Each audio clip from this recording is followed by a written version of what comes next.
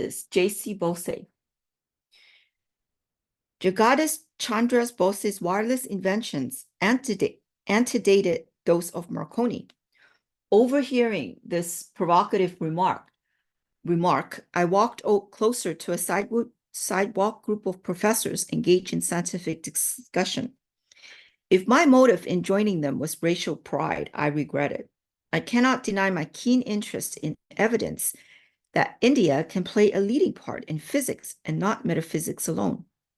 What do you mean, sir? The professor obligingly explained. Bose was the first one to invent a wireless coherer and an instrument for indicating the refraction of electric waves.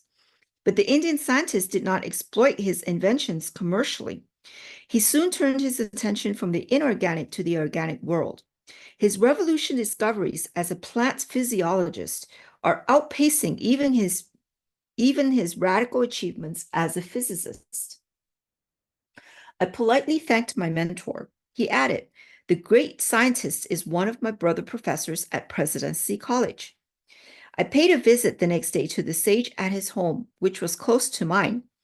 I had long admired him from a respectful distance. The grave and retiring botanist greeted me graciously. He was a handsome, robust man in his 50s, with thick hair, broad forehead, and an abstract eyes of a dreamer. The precision in his tones revealed the lifelong scientific habit. I have recently returned from an expedition to scientific societies of the West. Their members exhibited intense interest in delicate instruments of my invention, which demonstrate the indivisible unity of all life. And here's a footnote. All science is transcendental or else passes away. Botany is now acquiring the right theory. The avatars of Brahma will presently be the textbooks of natural history. Emerson. The Bose crystallograph has the enormousness of 10 million magnifications. The microscope enlarges only a few thousand times, yet it brought vital impetus to biological science. The crystallograph opens incalculable vistas. You have done much, sir, to hasten the embrace of East and West with the impersonal arms of science. I was educated at Cambridge. How admirable is the Western method of submitting all theory to scrupulous experimental verification. That empirical procedure has gone hand in hand with the gift of introspection that is my Eastern heritage. Together, they have enabled me to sunder the silences of natural realms long uncommunicative. The telltale charts of my crystallograph are evidence for the most skeptical that plants have a sensitive nervous system and a varied emotional life. Here's a footnote for the crystallograph. Comes from Latin root crescere, to increase. For his crystallograph and other inventions, Bose was knighted in 1917.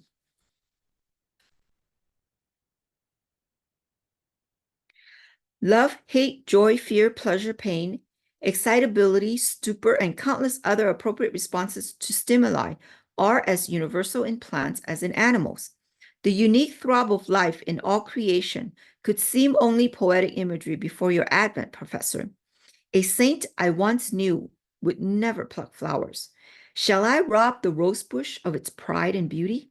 Shall I affront its dignity by my rude divestment? His sympathetic words are verified literally through your discoveries.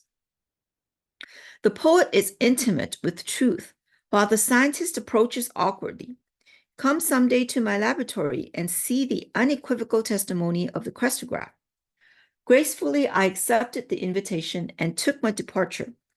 I heard later that the botanist had left Presidency College and was planning a research center in Calcutta. When the Bose Institute was opened, I attended the dedicatory services. Enthusiastic hundreds strolled over the premises. I was charmed with the artistry and spiritual symbolism of the new home of science. Its front gate is a century relic from a distant shrine. Behind a lotus pool, a sculptured female figure with a torch conveys the Indian respect for woman as the immortal light bearer. Here's a footnote for the lotus. The lotus flower is an ancient divine symbol in India. Its unfolding petals suggest the expansion of the soul, The growth of its pure beauty from the mud of its origin holds a benign spiritual promise.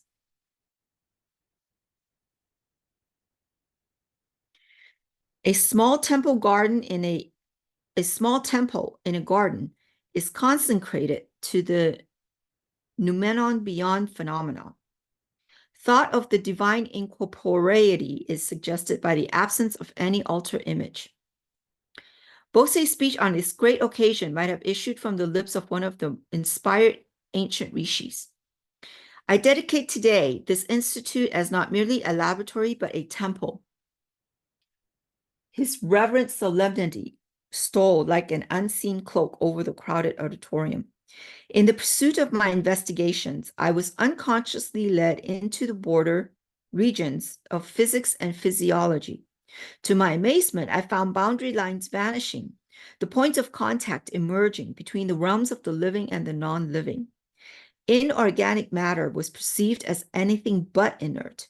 It was a thrill under the action of multitudinous forces. A universal reaction seemed to bring metal, plant, and animal under a common law. They all exhibited essentially the same phenomena of fatigue and depression, with possibilities of recovery and of exaltation, as well as the permanent unresponsiveness associated with death. Filled with awe at this stupendous generalization, it was with great hope that I announced my results before the Royal Society, results demonstrated by experiments. But the physiologists present advised me to confine myself to investigations in physics in which my success had been assured, rather than to encroach on their preserves. I had unwittingly strayed into the domain of an unfamiliar caste system and had offended its etiquette. An unconscious theological bias was also present, which confounds ignorance with faith.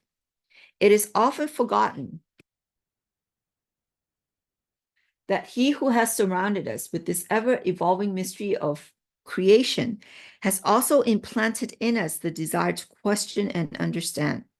Through many years of miscomprehension from others, I came to know that the life of a devotee of science is inevitably filled with unending struggle. It is for him to cast his life as an ardent offering, regarding gain and losses, success and failure as one. In time, the leading scientific societies of the world accepted my theories and results and recognized the importance of the Indian contribution to science. And here's a footnote. We believe that no department of study, particularly in the humanities, in any major university, can be fully equipped without a properly trained specialist in the Indic phases of its discipline. We believe, too, that every college which aims to prepare its graduates for intelligent work in the world, which is to be theirs to live in, must have on its staff a scholar competent in the civilization of India. Extracts from an article by Professor W. Norman Brown of the University of Pennsylvania, which appeared in the May 1939 issue of the Bulletin of the American Council of Learned Societies, Washington, D.C.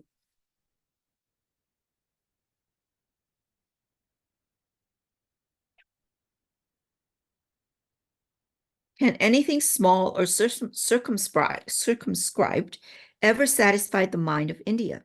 By a continuous living tradition and a vital power of rejuvenance, this land has readjusted itself through unnumbered transformations. Indians have always arisen, who, discarding the immediate and absorbing prize of the hour, have sought for the realization of the highest ideas in life, not through passive renunciation, but through active struggle. The weakling who has refused the conflict, acquiring nothing, has had nothing to renounce. He alone who has striven, and won can enrich the world by bestowing the fruits of his victorious experience. The work already carried out in the Bose laboratory on the response of matter and the unexpected revelations in plant life have opened out very extended regions of inquiry in physics, in physiology, in medicine, in agriculture, and even in psychology. Problems hitherto regarded as insoluble have now been brought within the sphere of experimental investigation.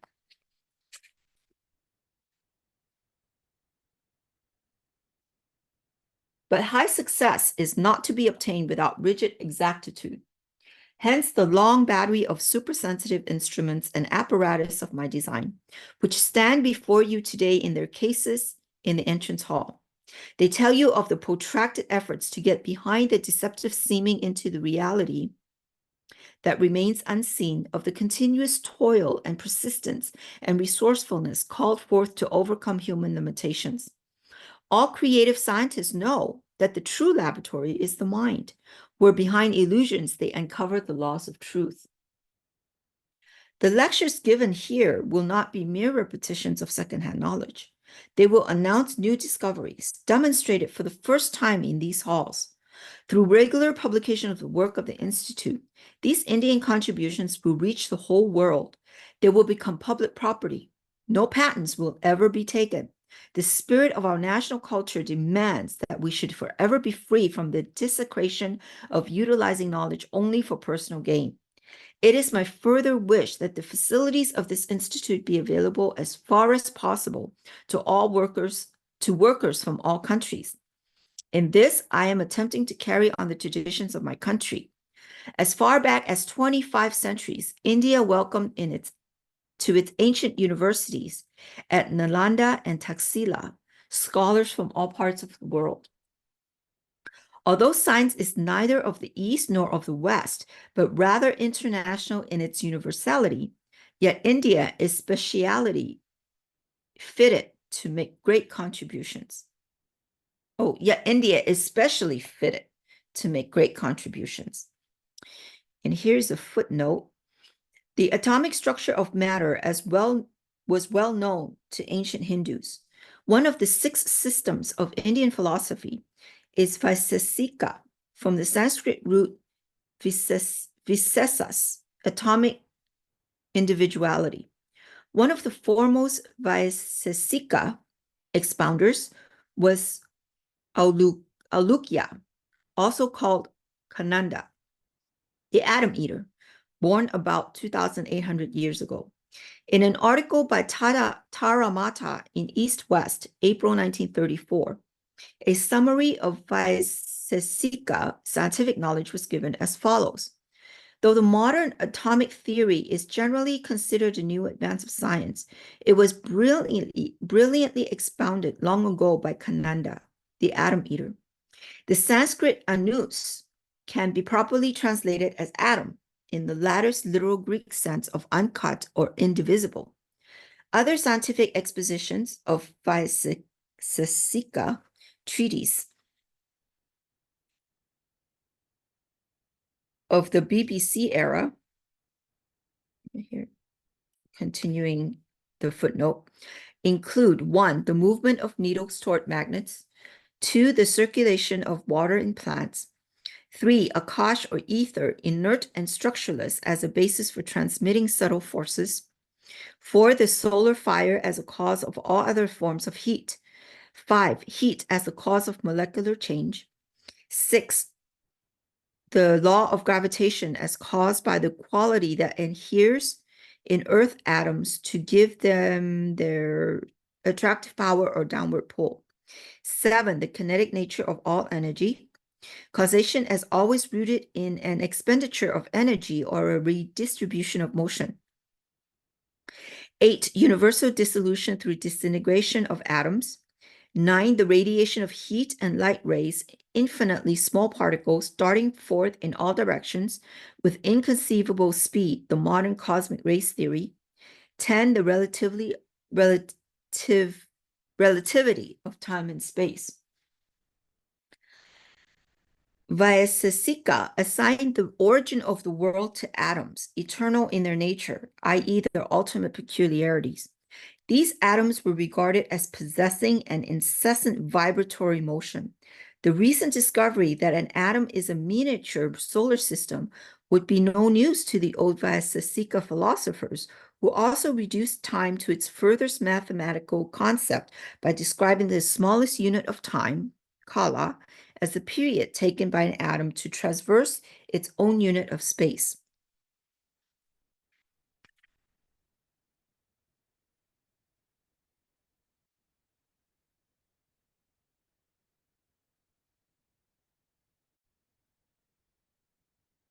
The burning Indian imagination, which can extort new order out of a mass of apparently contradictory facts, is held in check by the habit of concentration. This restraint confers the power to hold the mind to the pursuit of truth with an infinite patience. Tears stood in my eyes at the scientist's concluding words. Is patience not indeed a synonym of India, confounding time and the historians alike? I visited the research center again soon after the day of opening. The great botanist, mindful of his promise, took me to his quiet laboratory. I will attach the crestograph to this fern. The magnification is tremendous. If a snail's crawl were enlarged in the same proportion, the creature would appear to be traveling like an express train. My gaze was fixed eagerly on the screen, which reflected the magnified fern shadow. Minute life movements were now clearly perceptible. The plant was growing very slowly before my fascinated eyes. The scientist touched the tip of the fern with a small metal bar. The developing pantomime came to an abrupt halt, resuming its eloquent rhythms as soon as the rod was withdrawn. Here is a picture of Jagannatha Chandra Bose, India's great physicist, botanist, and inventor of the crestograph.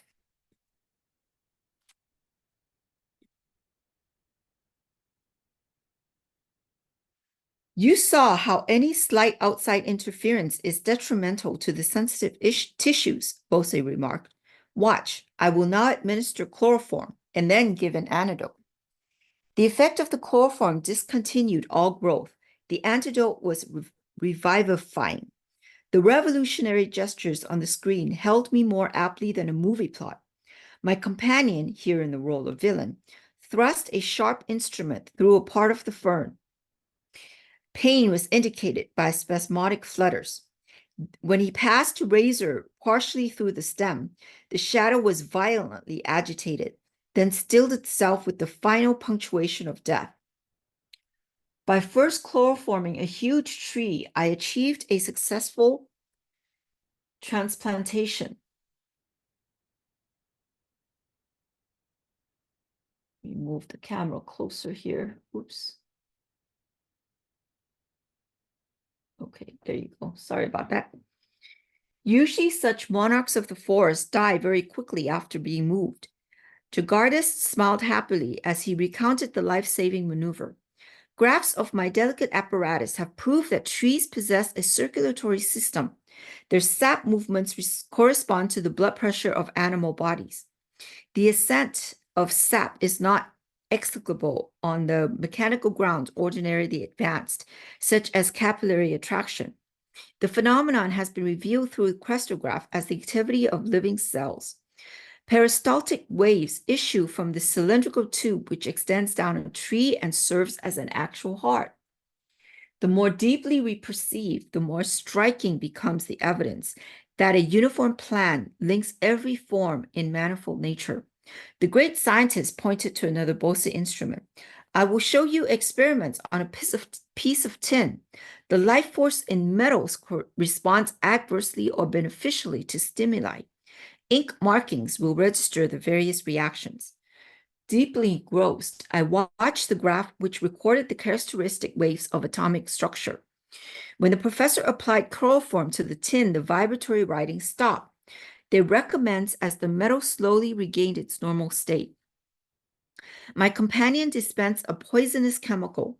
Simultaneously with the quivering end of the tin, the needle dramatically wrote on the chart a death notice. The scientist said, Bose instruments have demonstrated that metals, such as steel, used in scissors and machinery, are subject to fatigue and regain efficiency by periodic rest. The life pulse in metals is seriously harmed or even extinguished through the application of electric currents or heavy pressure. I looked around the room at the numerous inventions, eloquent testimony of a tireless ingenuity. Sir, it is lamentable that mass agricultural development is not speeded by fuller use of your marvelous mechanisms. Would it not be easily possible to employ some of them in quick laboratory experiments to indicate the influence of various types of fertilizers on plant growth? You are right. Countless uses of Bose instruments will be made by future generations. The scientist seldom knows contemporaneous reward. It is enough to possess the joy of creative service. With expressions of unreserved gratitude to the indefatigable sage, I took my leave. Can the astonishing fertility of his genius ever be exhausted, I thought? No diminution came with the years. Inventing an intricate instrument, the resonant cardiograph, Bose then pursued extensive researches on innumerable Indian plants. An enormous unsuspected pharmacopoeia of useful drugs was revealed. The cardiograph is constructed with an unerring accuracy by which a 1/100th part of a second is indicated on a graph. Resonant records measure infinitesimal pulsations in plant, animal, and human structure. The great pulsations in plant, animal, the great botanist predicted that use of his cardiograph will lead to vivisection on plants instead of animals. Side-by-side recordings of the effects of a medicine given simultaneously to a plant and an animal have shown astounding unanimity in result, he pointed out. Everything in man has been foreshadowed in the plant. Experimentation on vegetation will contribute to the lessening of animal and human suffering. Years later, Bose's pioneer plant findings were substantiated by other scientists. Work done in 1938 at Columbia University was reported by the New York Times as follows. It has been determined within the past few years that when the nerves transmit messages between the brain and other parts of the body, tiny electrical impulses are being generated. These impulses have been measured by delicate galvanometers and magnified millions of times by modern amplifying apparatus. Until now, no satisfactory method had been found to study the passage of the impulses along the nerve fibers in living animals or man because of the great speed with which these impulses travel. Doctors K.S. Cole and H.J. Curtis reported having discovered that the long single cells of the freshwater plant Nitella, used frequently in goldfish bowls, are virtually identical with those of single nerve fibers. Furthermore, they found that Nitella fibers, on being excited, propagate electrical waves that are similar in every way except velocity to those of the nerve fibers in animals and man. The electrical nerve impulses in the plant were found to be much slower than those in animals. This discovery was therefore seized upon by the Columbia workers as a means for taking slow motion pictures of the passage of the electrical impulses in nerves. The Nitella plant thus may become a sort of Rosetta Stone for deciphering the closely guarded secrets close to the very borderland of mind and matter. The poet Rabindranath Tagore was a stalwart friend of India's idealistic scientist. To him, this sweet Bengali singer addressed the following lines. O hermit, call thou in the authentic words of that old hymn called Sama. Rise, awake. Call to the man who boasts his shastric lore. From vain pedantic wranglings profitless, call to that foolish braggart to come forth, out on the face of nature, this broad earth. Send forth this call unto thy scholar band, together round thy sacrifice of fire. Let them all gather, so may our India, our ancient land, unto herself return. Oh, once again return to steadfast work, to duty and devotion, to her trance of earnest meditation. Let her sit once more unruffled, greedless, strifeless, pure. Oh, once again upon her lofty seat and platform, teacher of all lands. Here's a footnote here, translated by Manmohan Ghosh from the Bengali of Rabindranath Tagore in the Visabharati Quarterly, Santini Katan, India. The hymn called Sama, mentioned in Tagore's poem, is one of the 4 Vedas. The other 3 are the Rig, Yajur, and Atharva. The sacred texts expound the nature of Brahma, God the Creator, whose expression in the individual man is termed Atma, soul. The verb root of Brahma is Bri, to expand, conveying the Vedic concept of the divine power of spontaneous growth, of bursting forth into creative activity. The cosmos, like the spider's web, is said to evolve vikurute, out of his being. The conscious fusion of Atma with Brahma, soul with spirit, may be said to be the whole impart of the Vedas. The Vedanta summaries of the Vedas have inspired many great Western thinkers. The French historian Victor Cousin said, when we read with attention the philosophical monuments of the Orient, above all those of India, we discover there many a truth so profound that we are constrained to bend the knee before the philosophy of the East, and to see in this cradle of the human race the native land of the highest philosophy. Schlegel observed, even the loftiest philosophy of the Europeans, the idealism of reason as set forth by the Greek philosophers, appears, in comparison with the abundant life and vigor of Orient idealism, like a feeble Promethean spark against a full flood of sunlight. In the immense literature of India, the Vedas, root vid, to know, are the only texts to which no author is ascribed. The Rig Veda, maybe chapter 10, 99, assigns a divine origin to the hymns and tells us, maybe chapter 3, 339 2, they have come down from the ancient times, reclothed in new language, divinely revealed from age to the rishis, seers. The Vedas are said to possess nityatva, timeless finality.